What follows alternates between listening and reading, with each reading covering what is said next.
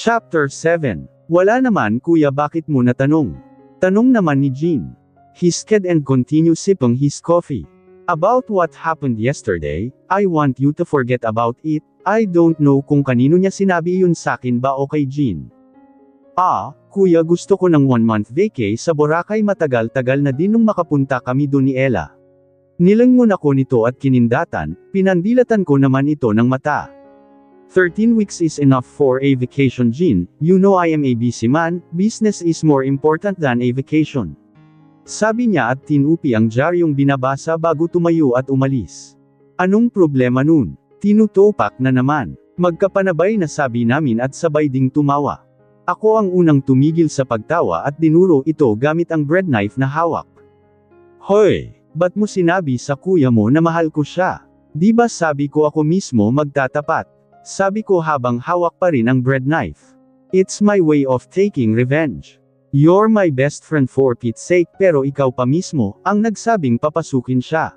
Sabi nito. What are you talking about? Tak ang tanong ko. Excuse me lang po Nasa Pilipinas po tayo, wala sa Amerika, kaya wag makong English.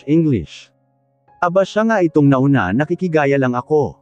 Huy bruha ka, ikaw nga tong nauna. Naiinis na sabi ko.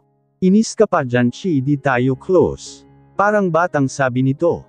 Chi, sabi ko din at umalis sa inuupuan ko. Nasa may hagdan na ako nang may yamakap sa braso ko. Bes, sorry na, sabi ni Jean. Sabihin mo muna sorry master. Sarap pag-try pa ni Jean, lalo ko tuloy siyang kinawawa. Sorry master. Panggagaya nito at niyakap ako. Heist, hindi ko talaga siya natitiis. Niyakap ko din siya pabalik. Terrace shopping. Magkasabay na sabi namin. Sabay naming tinungo ang hagdan paakyat saka pumasok sa kanya-kanyang kwarto para magbihis. Habang nagbibihis I remember malapit na pala ang anniversary namin and also my birthday is coming. 3 days from now birthday ko and a day after my birthday is where the mafia's goon kidnapped me para ipakasal sa boss nila. I smiled. It's been almost a year simula nung may kasal ako sa kanya. Though things never change except for my feelings. Heist, I hope the feeling is mutual no. Hindi ko siya mahal no. Nang makapagbihis na inantay ko siya sa sala nang makababa ito, nakita kong nakasunod rin si Kervin sa likod niya. Who's this name Jeho mom was talking about? Nanlaki ang mata ko sa tanong nito. Patay ka dyan. Di pa pala ito umaalis. Parang baliw talaga. He's my friend. Sagot naman ni Jean at nagmamadaling lumapit sa akin. Ako pa talaga ginawang shield. Bruha talaga. A friend or a lover? He said. Bahala ka kung anong nasa isip mo kuya, basta ako kaibigan ko lang yun. Sabi niya. Tara na nga Ella, subalit hito sabay hila sa akin palabas. Hey, Jean, I'm still talking to you, come back here, pagalit na sabi ni Kervin. Binalotan lang siya ni Jean kaya natawa ako. Sumakay na kami sa kotse at nagpahatid sa mall. Ella POV. Matapos naming mag-shopping kahapon, dahil napagod ay nakatulog agad kami. Kaya ngayon ko itatry ang mga pinambili ko kahapon. Itinali ko ang buhok ko at isinuot ang apron, hindi pa ako naliligo kaya okay lang kung madumihan ako. Maagang nagising si Kervin at nagtungo sa company niya. Pwede na nga siyang bansagang ang dakilang CEO, pero joke lang yun, hahaha. O siya, sige, let's start our baking. Sinunod ko ang lahat ng sinasabi ng babae sa video, kumuha ako ng dough at nilagyan ng chocolate chips, hinalo-halo ko iyon bago kumuha ng guants at isinuot iyon. Binilog-bilog ko yun sa ka-flinat at inilagay sa tray na spraynehan ko ng oil kanina. Matapos makagawa ng halos 6 na tray, inilagay ko na ito sa oven at naghintay ng ilang minuto. Sunod ko namang ginawa ay ang red velvet fondant cake na nakita ko lang din sa Found. Kinuha ko ang red velvet chiffon cake at shinape ito, isang malaking bilog, isang katamtaman at isang maliit na bilog. Ipinagpatong-patong ko ito at para hindi dumulas ay nilagyan ko ng icing ang bawat puwete ng chiffon. Matapos gawin yun, naghalo na ako ng icing ko kulay red at white saka kumuha ng red fondant. Para sa gilid ng cake din ay kit ko ito doon at sinumulan ng mag-design. Nilagyan ko ng kung ano-ano ang cake ko, ipinakuha ko din kay Manang Ag cookies na binake ko saka ipinalagay sa 4 na malalaking cookie jar compare sa mga normal na cookies mas malaki yung akin. Matapos ang cake inilagay ko yun sa fridge at isinunod ang cookies.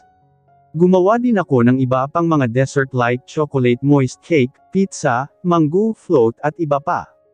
Tapos ka na. Nagulat ako nang biglang sumulpot si Kevin sa harap ko nakatupi, ang manggas ng polo nitong puti at naka-unbutton, ang dalawa sa mga butones ng polo nito.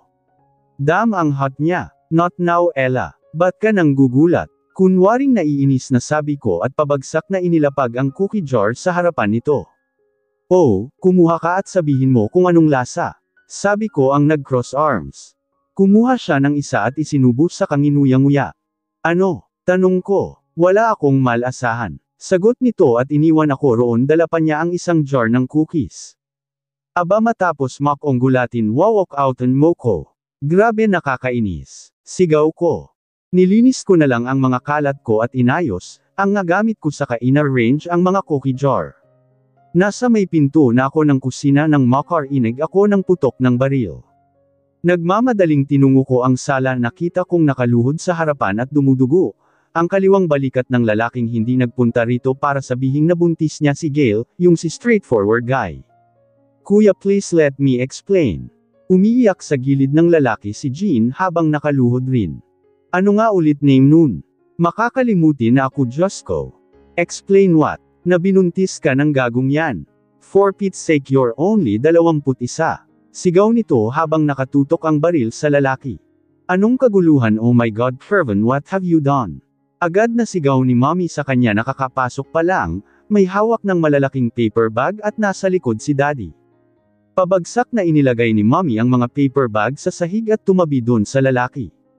Tinulungan niya itong makatayo at agad na nagpakuha ng malinis na white towel para takpan ang dumudugong balikat nito. Grabe ka Mommy, puti pa talaga ginamit mo, nakakaawa tuloy ang maglalaban yan. Son put your gun down. Sigaw ng dad niya. No. This here guy deserves to die. He impregnate my little sister. She's only 21 dad, 21 years old. Sigaw nito pabalik. Just listen to me. Medyo hinihingal na sabi nito.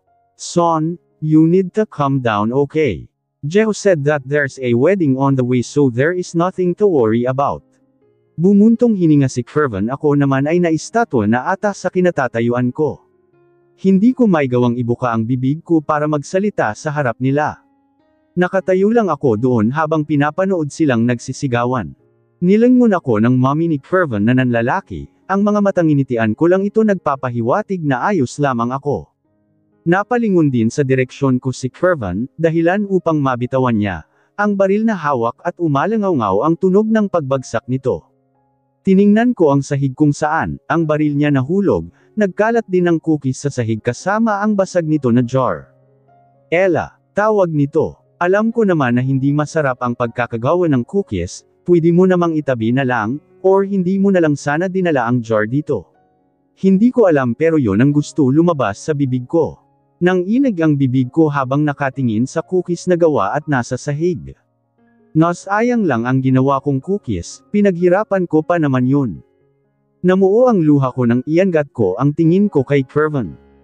Wala kang kasing sama. Sikmat ko sa kamabilis na umakyat sa taas at inilock ang pinto ng kwarto. Hindi ko alam kung saan ba ako nagtatampo, dahil ba sa nasayang ang cookies na gawa ko o dahil nakita ko siyang may hawak na baril habang nakatutok kay Jeho. Haste. Ewan. Damn. Napaka-emosyonal ko naman ngayon.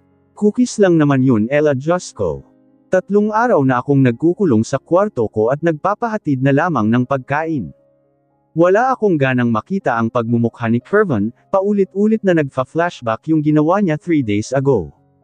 I heard a knock from my door. I never bothered to answer and let them knock until they get tired of knocking. Ella, come on let's talk. Narinig ko ang boses ni Kevin sa labas ng kwarto ko. Get lost, I won't talk to you from that day onwards. I said. Please. I can hear from his voice that he's tired. Tired from what? Killing innocent people. Asshole. Umalis ka na. Mahinahong sabi ko. If that's what you want. I heard him say before walking away from my room. Damn Ella, napakatanga mo. nung aksidente kang nakasal hindi ba't tinutukan kanya ng baril? Nung nakidnap ka may kasama siyang men at black na may daladalang baril, ngayon nakita mo mismong binaril niya sa balikat yung lalaki ng walang pag-alinlangan. Nafu-frustrate na ako, hindi ko na alam ang gagawin. Nakarinig na naman ako ng pagkatok. Ella, pwede ba akong pumasok? May importante kasi akong sasabihin. Narinig ko sa labas si Jean. Ayoko, gusto ko munang mapag-isa, please lang. Nangungusap na sabi ko. Kahit ngayon lang Ella, wag matigas ang ulo. Sabi niya. Ayoko nga, sabi. Kahit patay na ang kuya mo ayaw mo pang lumabas, sigaw nito na nagpatigil sa paghinga ko. Tumigil ata sa pag-ikot ang mundo ko dahil sa nalaman. No, ano, sinong patay? Hindi pa patay si kuya. Sigaw ko at nagmamadaling binuksan ang pinto. Nagulat ako nang pagbukas ko ng pinto, may kasamang doktor si Jean at yon, ang doktor ni kuya, nagsimula ng mamalisbos at nag-uunahan sa pagbagsak ang mga luha ko. Ms. Perez, I am sorry to say this but your brother, hindi na kinaya, binawian na po siya ng buhay kanina. No, hindi pa patay si kuya. Hindi pa patay ang kuya ko. Bigla na lang dumilim ang paningin ko, narinig ko pang tinatawag ni Jean si Kervin.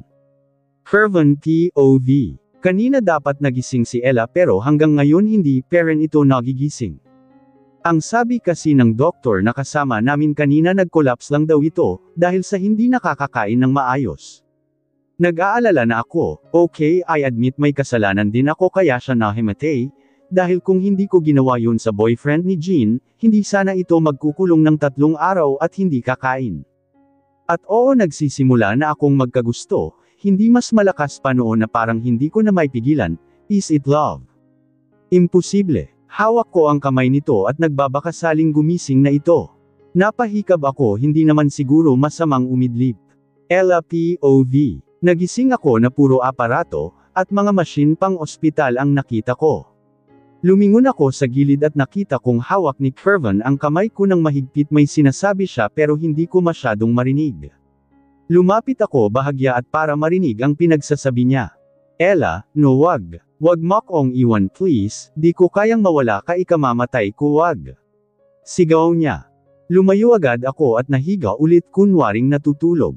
Hindi ka pa rin pala nagigising, hindi ko alam pero nag-aalala na talaga ako sa'yo, alam kong galit ka pa rin sakin at wala akong magagawa doon. Tumigil ito sa pagsasalita, at narinig kong bamantong hininga ito. Pero please lang gumising ka na, walang mag-aasikaso sa burol ng kuya mo. Sabi nito. Totoo nga, talagang wala na si kuya. Namalisbas ang luha ko. Kaya gumising ako at hinarap siya. Totoo ba talagang wala na ng kuya ko? Tanong ko na sinagot niya ng simpleng pagtango. Napahagulgol ako kaya naman tumayo ito, niyakap ako. Dalhin mo ko sa kuya ko. Sabi ko. Isasantabi ko muna ang galit ko sa kanya. Kumuha siya ng wheelchair at pinaupo ako doon, siya mismo ang nagtulak sa akin, hindi naman ako nagreklamo. Nagtungo kami sa Pirenaria, itinulak niya ang wheelchair papasok, nakita ko nedeng nandoon si ate at si Lina umiiyak. Ate, naiiyak na tawag ko. Ella, ano, okay ka na ba? O baka nahihilo ka pa? Bungad nito sa akin at niyakap ako. Okay na po ako ate. Sabi ko at niyakap din siya. Dapat kasi noon palang binalaan ko na ang si kuya, ayaw kasing makinig. Sabi niya. Ang alin ate? Tanong ko. Sinensyahan niya si Kevin sa likod ko na kunin muna si Lee at umalis. Naaalala mo ba nung palaging late si kuya uwi, ang sinabi niya na nag-overtime siya sa trabaho pero hindi yun ganon. Simula niya. Oo, naaalala ko noon, nasa year college na ako noon. Oo, naaalala ko. I said, one night, sinundan ko siya and I didn't expect what I saw him with a bunch of men in black carrying guns. Baril. What? I asked. I think he was part of an underground business, like mafias and other stuffs, pagtutuloy nito. Are you sure? Tanong ko. Oo, and I even saw a letter in his drawer at para yun sa atin. Sabi niya, she handed me a white rectangular envelope. Go on, basahin mo muna. Sabi ni ate at tinapik ang balikat ko saka umalis. Binuksan at inilabas ko sa envelope ang isang nakatuping papel na may kasamang susi. Dear Sab at Ella, date, January 26, 2018. Hi, sis kuya dito ko na lang sasabihin na dapat noon ko pa sinabi pero naduwag ako. Kasama ako sa isang grupo na kung tawaging DF organization. Isa akong reaper at marami ng dugo ng mga tao, ang nahawakan at napatay ko alam kong hindi nyo ito magugustuhan, pero talagang nagipit si kuya kaya naghanap ako ng ibang mapapagkakitaan. At para maprotektahan at hindi kayo madamay sa pinasok kong mundo, hindi ko muna sinabi para mailigtas kago sa kapahamakan. Sana mapatawad niyo si kuya, alam kong balang araw mawawala ako, kaya sana magtulungan kayo alam kong, hindi ko natupad ang pangako ko kila papa at mama sinabihan na nila ako noon na, huwag pipili ng trabahong makakapahamak sa buhay ko at sa inyo pero hindi ako nakinig. Sab pakialagaan alam mong mahal ko kayo at kung mag-aasawa ka man. Wag na wag mong kakalimutan si Ella. At ikaw naman Ella tulungan mo ang ate mo, I know tunog papa ako, habang sinusulat ito at binabasa mo naman pero gusto ko lang na mapabuti kayo. Tanggapin nyo din sana ang susing yan hindi yan galing sa pagiging reaper ko, pinaghirapan ko yang perang iyan may vacation house akong binili sa Boracay masarap, ang hangin doon at maaliwalas ang paligid, madami din kayong makikitang magagandang tanawin. Alam kong magugustuhan nyo doon. Siguro habang binabasa nyo to wala na ako sa tabi nyo, pero kahit pa wala na kami nila mama mabuhay lang kayo at kung hindi nyo na kaya kami mismo ang susando sa inyo, nagbibiro lang ako. Sige hanggang dito na lang ako wag nang malungkot Ella mahal ka ni kuya kayo ni ate sab mo pa kabait ka. Nagmamahal, kuya. Napahagulgul ako ng iyak kahit sa sulat nagbibiro pa rin si kuya, pero alam kong masaya na din si kuya doon. Nakakamiss yung pagtawag niya sa akin ng Ella or Rose paggalit ito sa akin, he never called me by my complete name except kay papa na Ella Rose or Ella ang tawag sakin. Napatingin ako sa nakabalot na katawan ni kuya at sa kapinunasan, ang luha, sige kung yan ang gusto ni kuya hindi na ako malulungkot. Napaisip din ako hinusgahan ko agad si Kervin at pinagsabihan ng kung ano-ano nang hindi inaalam kung anong dahilan nito. Heist Ella naman kasi 3 araw lang ang burol ni kuya kaya ngayon ay ililibing na siya, masakit man pero kailangan naming kayanin ni ate, 3 mahahalagang tao, ang nawala sa amin at tanging kami na lang ni ate ang hahawak sa pareho naming mga kamay. Ella kumain ka naman kahit 3 subo lang. Pilit ni ate sa akin. 3 araw ka ng ganyan baka ma-ospital ka na naman. Patuloy nito. Wala akong gana ate. Tangi ko. Nakaupo ako sa harapan ng kabaong ni kuya, ni hindi ko naisip na iwan ito. Wala talaga akong ganang kumain, sobrang nase-stress na ako hindi ko na talaga alam kung anong gagawin ko. Halo-halo na ang mga emosyon nasa isip at puso ko, naninikip, ang dibdib ko tuwing nakikita ko si kuya na parang natutulog lang ng mahimbing sa loob ng kabaong. Ella, magagalit si kuya kapag ganyan ka sige kadadalawin ka niya gabi-gabi kapag hindi ka pa kumain. Sabi nito, ate mas okay na yung ganun at least makita ko man lang si kuya kahit multuhin man niya ako o sa panaginip man lang. Naubos na ata ang luha ko magdamag kasi akong umiyak ng umiyak. Niyakap ako ni ate at hinaplos-haplos ang buhok ko. Naiintindihan naman kita Ella, pero kailangan mo ding kumain para lumakas ka tingnan mo nga ang sarili mo. Pinasadahan niya ako ng tingin bago ulit nagsalita. Ang putla-putla mo na, ang laki na ng eyebags mo at hindi ka pa nagbibihis 3 araw mo nang suot, ang damit mo simula nang makalabas at may balsamo si kuya mula sa hospital, puna nito. Hindi ko na lang ito pinansin pinagpatuloy sa pagtitig kay kuya. Kailan kaya ako ngangitian ni kuya? Siguro kung mabubuhay akong muli sa mundo to gusto kong sa ganoong pamilya parent mapabilang. Ayaw niya paring kumain tita. Narinig kong sabi ni ate Sab. Naramdaman kong may humaplo sa buhok ko at niyakap ako, hindi na ako nag-abalang lumingon dahil sa pabango pa lang ay alam ko ng mami iyon ni Kervin. Hi, kumain ka na kahit maliit lang at least magkalaman yang tiyan mo. Pilit nito. Pagod na akong magalit kaya hindi ko na magawang itaboy sila palayo. Kaya napagpasyahan kong kumain na lang para matahimik sila.